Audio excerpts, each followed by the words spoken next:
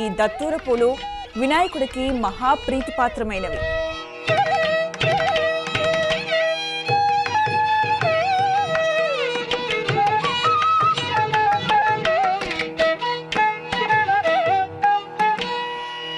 ఒక చిన్న మాట, దేవతలకు సమర్పించాలనుకునే పూలను ఉదయం 6 గంటల్లోపే సేకరించుకోవాలి.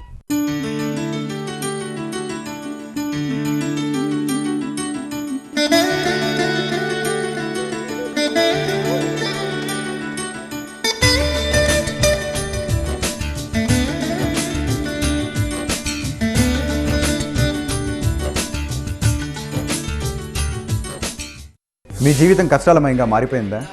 మీరు ఎంత కష్టపడినా మరియు ఎన్ని పూజలు చేసినా పునస్కారాలు చేసినా విజయం రావట్లేదా? ఎంతమంది జ్యోతిష్యులను కలిసినా మీ జీవితంలో మార్పు రావట్లేదా? కారణం ఏంటి? డబ్బు, ప్రేమ, ధనం, మీ సమస్య ఏదైనా కావచ్చు. పరిష్కారం ఒకటే, అద్వైత క్రియ.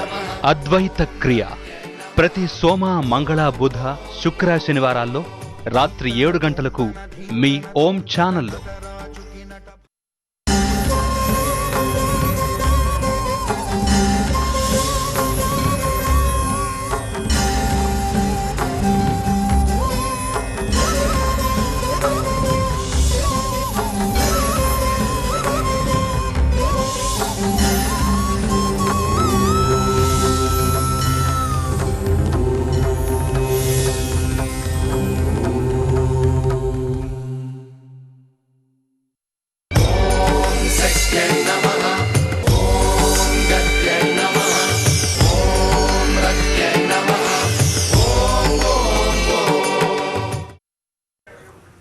నమస్కారం. అద్వైత క్రియ కార్యక్రమానికి స్వాగతం. మీకు ఎటువంటి సమస్యలున్నా చక్కటి పరిష్కారం తెలియజేయడానికి అద్వైత క్రియ వ్యవస్థాపకులు ఈకే గిరీష్ కుమార్ గారు ఉన్నారు. సో మీరు మీ ప్రాబ్లమ్ని చక్కగా గిరీష్ గారితో షేర్ చేసుకోండి, చక్కటి పరిష్కారం తెలియజేస్తారు. నమస్కారం అండి. నమస్కారం. అద్వైత క్రియ అంటే ఏంటి మా వ్యూవర్స్కి చెప్పండి సార్. Okay, sure. అద్వైత క్రియ అంటే ఫస్ట్ థింగ్, మీలో ఎటువంటి కోరికలు ఉన్నా సరే వాటిని సాకారం చేసుకోవడానికి ఒక కల్పవృక్షం లాంటిది. మీ కోరిక అది ఎటువంటిదైనా సరే దాన్ని ఎలా సాకారం చేసుకోవాలి అని చెప్పించి ఒక అద్భుతమైన వైదిక ప్రక్రియ. సో బిఫోర్ అంటే కృతయుగంలో ఋషులు కావచ్చు, గంధర్వులు కావచ్చు, దేవుళ్ళు కావచ్చు, వీళ్ళు ఎలా వాళ్ళ ఎనర్జైజ్ చేసుకున్నారు అనే కాన్సెప్ట్ మీద అద్వైత క్రియ రన్ అవుతుంది. ఏదైనా గుర్తుపెట్టుకోవాల్సిన విషయం ఏంటంటే, మనిషి సాధన చేయకపోతే పరిపక్వత రాదు. స్టోన్స్ ద్వారానో, పూజల ద్వారానో, లేక హోమాస్ ద్వారానో, ఇంకా వేరే వాటి ద్వారా ఫలితాలు ఎలా ఉంటాయి అని అంటే చాలా లో క్వాంటిటీలో ఉంటాయి. ఇమీడియట్లీ రిజల్ట్స్ రావడానికి ఛాన్సెస్ ఉండవు. బికాస్ ఆఫ్ ద రీజన్ ఏంటంటే అది ఏదో ఒకసారి నామకవాస్తే అన్నట్టుగా చేస్తూ పోతారు అండ్ ఫైనల్గా దానివల్ల రిజల్ట్ ఏమీ ఉండదు. బట్ అద్వైత క్రియ కాన్సెప్ట్లో ఖచ్చితంగా రిజల్ట్ రావడానికి ఛాన్స్ ఉంటాయి. ఎందుకు అద్వైత క్రియలో ఆ రిజల్ట్స్ వస్తాయి అని అంటే, బికాస్ ఆఫ్ ద రీజన్ మనకి ఏదైతే ఆలోచిస్తామో అది భవిష్యత్తుగా మారుతుంది అన్నది శాస్త్ర నిరూపితం. శాస్త్ర నిరూపితం అనడానికి మాండికోపనిషత్ చెప్తుందన్నమాట. ఓంకారంలో నుంచి శివుడు పుట్టాడు, శివుడిలో నుంచి ఓంకారం పుట్టింది.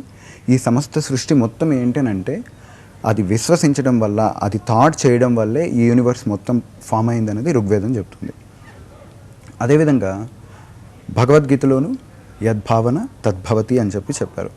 సో ప్రతి మతంలోనూ మనిషి యొక్క ఆలోచనల ప్రభావమే వారి యొక్క జీవితం అని అంటారు. కానీ గ్రహాల ప్రభావం అనో లేకపోతే దేవుడు వాళ్ళని తయారు చేసి పంపించుకున్నారని చెప్పినది ఒట్టి అసత్యం. ఇక బౌద్ధిజం, జైనిజం, జొరాస్ట్రియన్ వంటి మతాల్లో అయితే మనిషే కర్మకి తానే బాధ్యుడు, ఇక దేవుళ్ళు దేవతలు లేరు అనే కాన్సెప్ట్ మీద వెళ్తుంది. హైందవ మతంలో మాత్రము దేవుడు అనే కాన్సెప్ట్ని చెప్తూనే అట్ ద సేమ్ టైం నీకు అనంతమైన శక్తి ఉంది, నువ్వు అనుకుంటే ఏదైనా చేయగలవు, దానికి నీకు కావాల్సిందంతా ఒక అద్భుతమైన సంకల్ప శక్తి, అది కనుక ఉన్నట్లయితే దేన్నైనా జయించవచ్చు, ఆఖరికి దేవుణ్ణే జయించే శక్తి వచ్చేస్తుంది, మనిషి దేవతలుగా మారిపోయే అవకాశం కూడా ఉంది. సో అటువంటి పొజిషన్ వస్తుంది అని మన పూర్వీకులు చెప్పారు.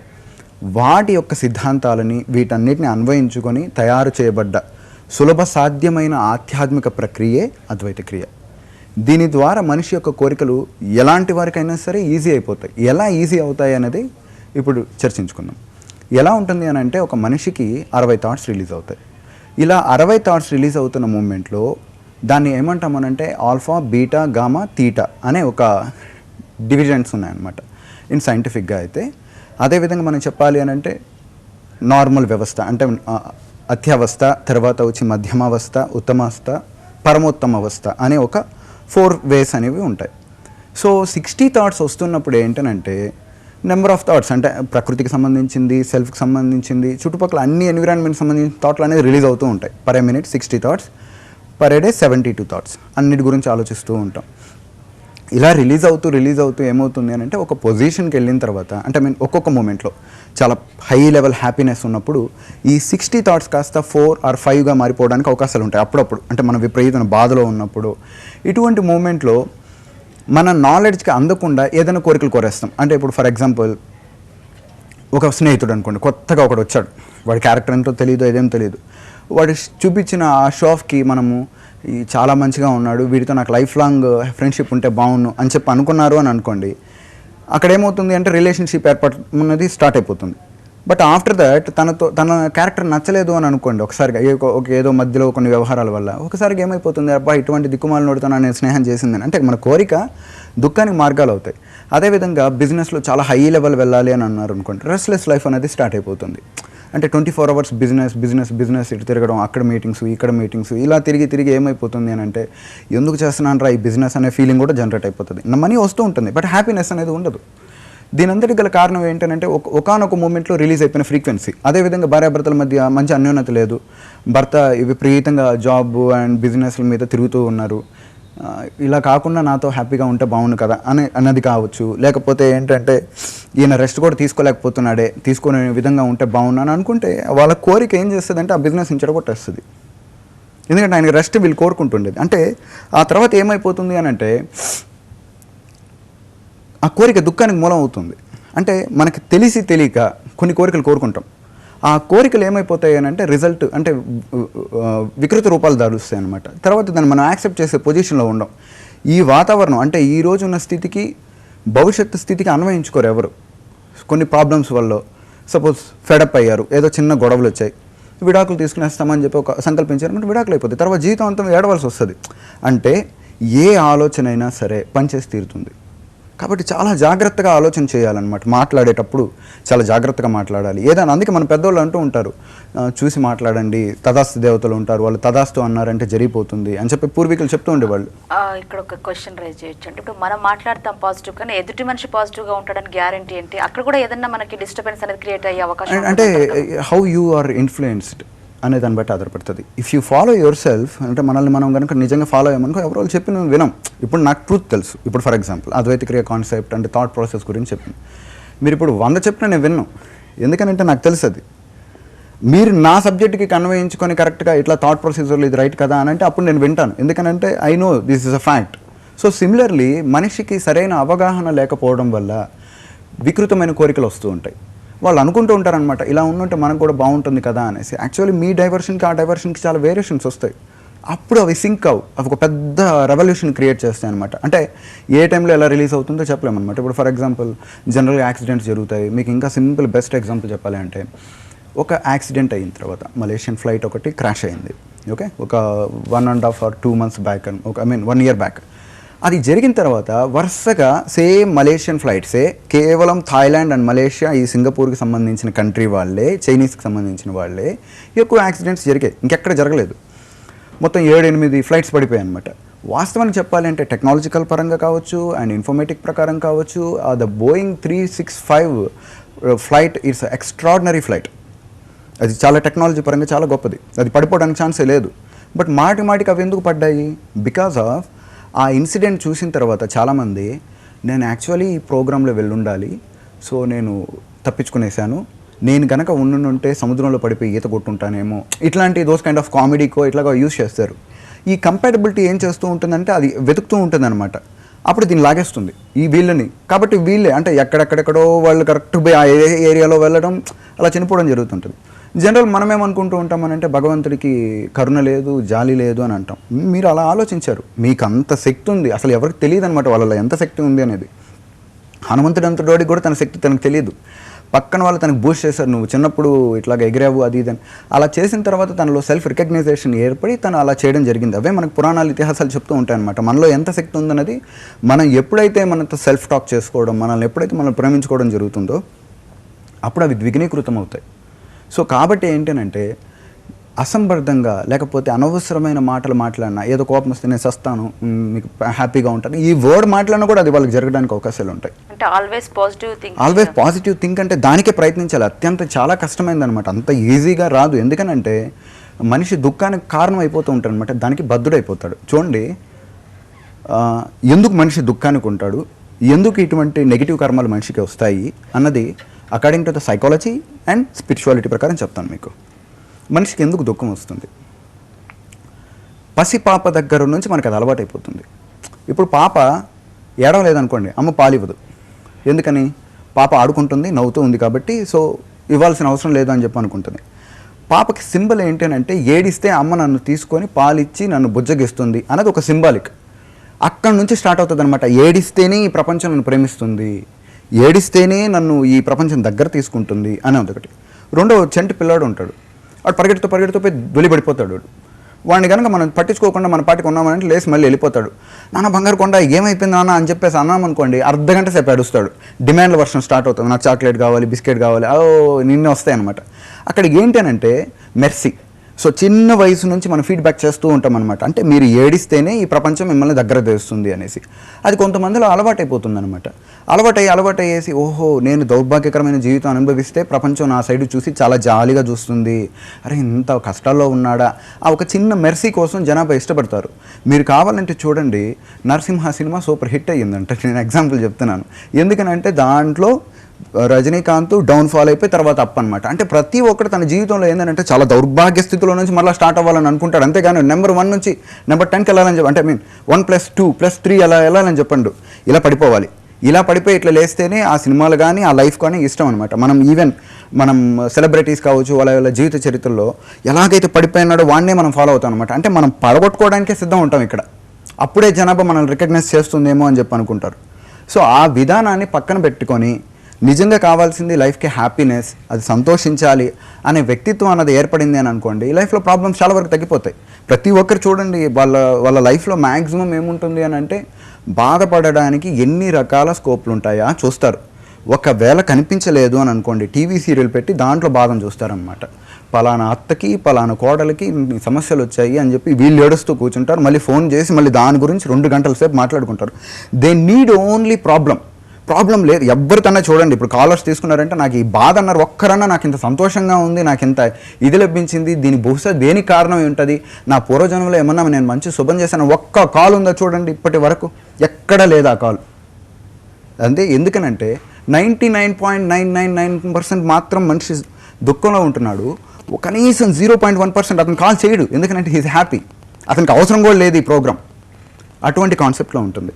సో ఫస్ట్ థింగ్ ఏంటంటే, అసలు నేను ఎందుకు దుఃఖించాలి, అసలు దుఃఖించాల్సిన అవసరం ఏముంది, ఎవరి కోసం దుఃఖించాలని ఒక కాన్సెప్ట్ మనసులో పెట్టుకున్నాము అని అనుకోండి, అక్కడ వస్తుందన్నమాట.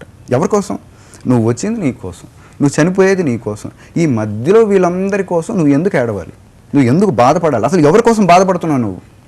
ఈ యొక్క తత్వాన్ని అర్థం చేసుకున్నప్పుడు మనిషిలో హ్యాపీనెస్ స్టార్ట్ అవడం జరుగుతుంది. Do not expect anything from others.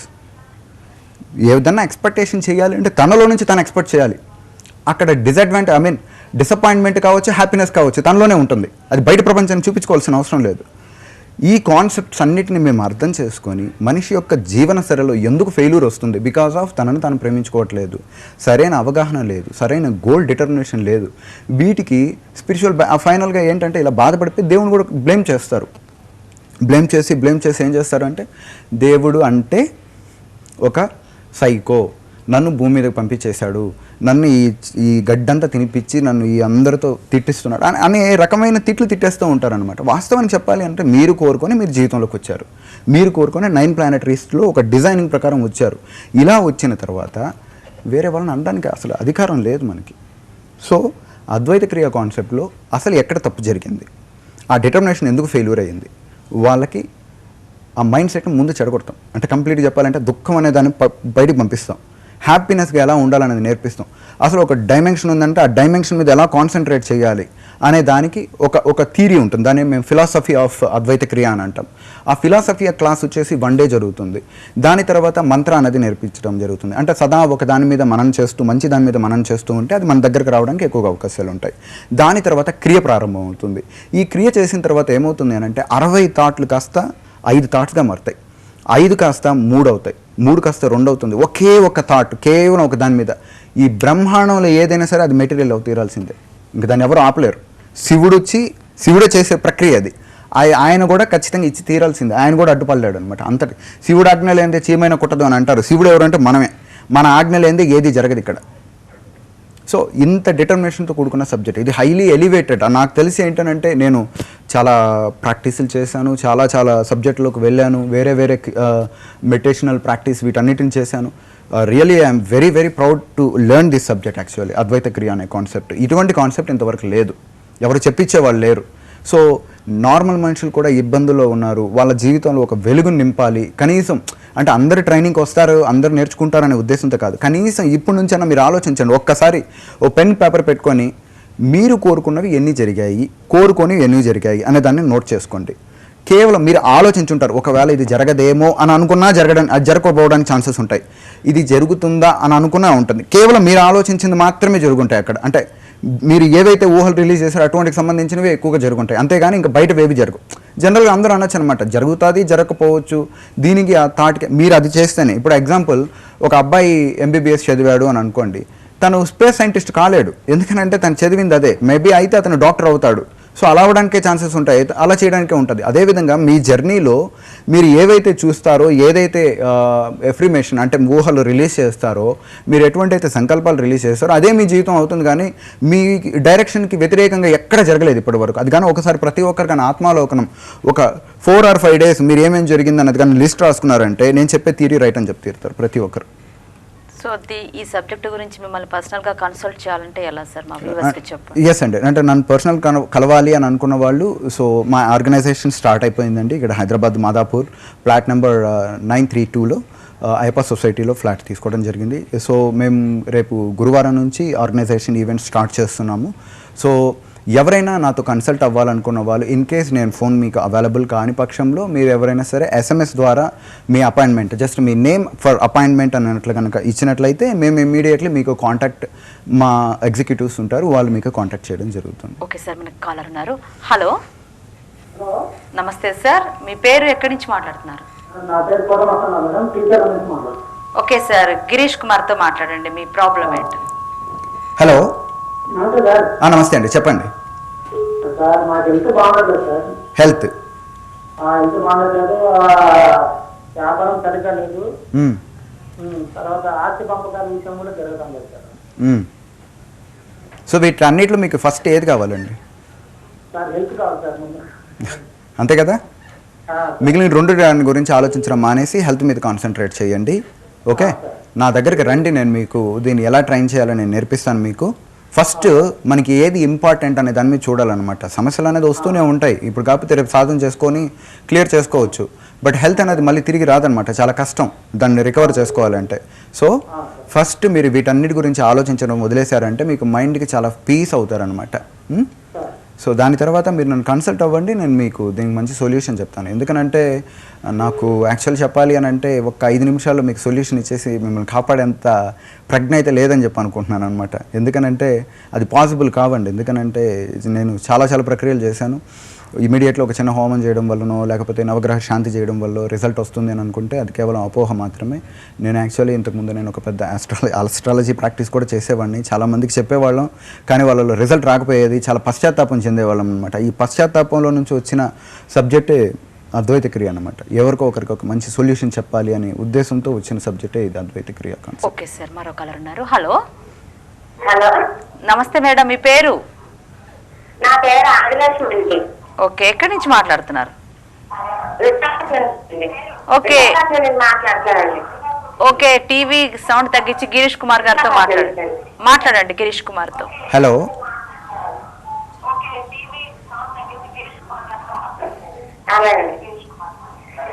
Hello sir, నాకు మీతో మాట్లాడాలండి. అమ్మా చెప్పండి.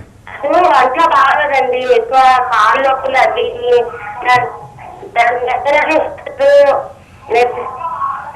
అమ్మా మీరు ఒక్కసారి ఆ టీవీ వాల్యూమ్ కనుక తగ్గించారనుకోండి, మీ మాట తర్వాత విందురు, మీరు నష్టమేమి లేదు. నాతో మాట్లాడాలి కదా, నేను మీ వాయిస్ 2 సార్లు వినబడతా ఉంది నాకు. వాల్యూమ్ తగ్గించండి, టీవీ వాల్యూమ్ తగ్గించానండి. ఇప్పుడు చెప్పండి మీ ప్రాబ్లం ఏంటి? నాకు ఒంట్లో బాగలేదండి, నిద్ర అది పట్టదండి, ఆలోచనలు అవిని గుండె అది బాగోదు, ఆ కాళ్ళ నొప్పులు అవిని ఒంట్లో బాగుంటాయి మాట. చాలా పడుతున్నాను, ఏమీ తగ్గట్లేదండి నాకు. దాంతో నిద్ర కూడా పట్టదండి, రాత్రి ఆలోచించుకొని ఉంటాను ఎక్కువసేపు. అది ఎందువల్ల తెలియదండి, అలాగా పిల్లలాగా దూరం ఉన్నారు, దానివల్ల ఏదో తెలియదు, ఎక్కువ ఆలోచన మధ్యలో గుర్తురాగం చేయడం అని వస్తుంది. సరే అమ్మా, అర్థమైంది. ప్రస్తుతానికి మీరు దగ్గరగా మీరు అపోలో హాస్పిటల్లో ఎన్ని రోగాలు ఉన్నాయని చెప్పేశారు నాకు ఇప్పుడు. సో ఫస్ట్ ఏంటనంటే ముందు మీకు నిద్ర రావాలి, దాని గురించి చెప్పండి. ప్రస్తుతానికి ఏం చేస్తారంటే, మీకు నిద్ర ప్రాపర్గా రాని పక్షంలో రాత్రి నిద్రపోయే సమయంలో బాగా బ్రీత్ తీసుకోవడానికి ప్రయత్నించండి. ఎక్కువ సార్లు శ్వాసించి ఆ శ్వాసను బయటకు వదిలేటట్టుగా చేయండి. అట్లీస్ట్ 10 సార్లు ఓంకారాన్ని డీప్గా చేయాలన్నమాట. అంటే ఓం అని అన్నట్టు కాకుండా ఓ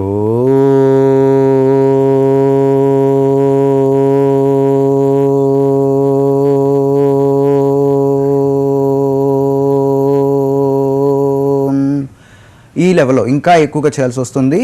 అలా అట్లీస్ట్ ఒక 10 నుంచి 20 టైమ్స్ కనుక చేశారు అని అంటే ఒక్కసారిగా మీ మెదడులో ఉండే నాడీ కణాలన్నీ ఒక్క పొజిషన్కి రావడం జరుగుతుంది. అప్పుడు మీకు ఆలోచనలన్నీ ఆగిపోవడం జరుగుతుంది. దాని తర్వాత మరలా ఇంకొక 20 సార్లు బ్రీత్ కనుక తీసుకున్నారు అని అంటే సుఖవంతమైన నిద్ర వస్తుంది. ఎప్పుడు ఆలోచనలు అయితే ఉండదో బ్రెయిన్ ఫంక్షనాలిటీ అన్నది టోటల్గా రిలాక్సేషన్ పొజిషన్కి వస్తుంది. ఎక్కువ ఆలోచనలు, డిప్రెసేటివ్ మైండ్ సెట్ ఎప్పుడైతే ఉంటుందో వాళ్ళకి ఇట్లా రావడానికి ఛాన్సెస్ ఉండవు. Okay, thank you very much sir. Advaita Kriya అనేది మా వ్యూవర్స్కి చాలా చక్కగా చెప్పారు, అలాగే ఎలా కన్సల్ట్ చేయాలనేది కూడా బాగా చెప్పారు. మరి రేపటి ఎపిసోడ్లో మళ్ళీ కలుద్దాం సార్. ధన్యవాదాలు. Thank you. చూసారు కదండి, అద్వైత క్రియ గురించి గిరీష్ గారు చాలా చక్కగా చెప్పారు. ఇంకా ఏమైనా సందేహాలు ఉంటే పర్సనల్ అపాయింట్మెంట్కి కాల్ చేసేసి మీ సమస్యలకి పరిష్కారం తెలియజేయండి. ఇది ఇవాళ కార్యక్రమం. నమస్తే.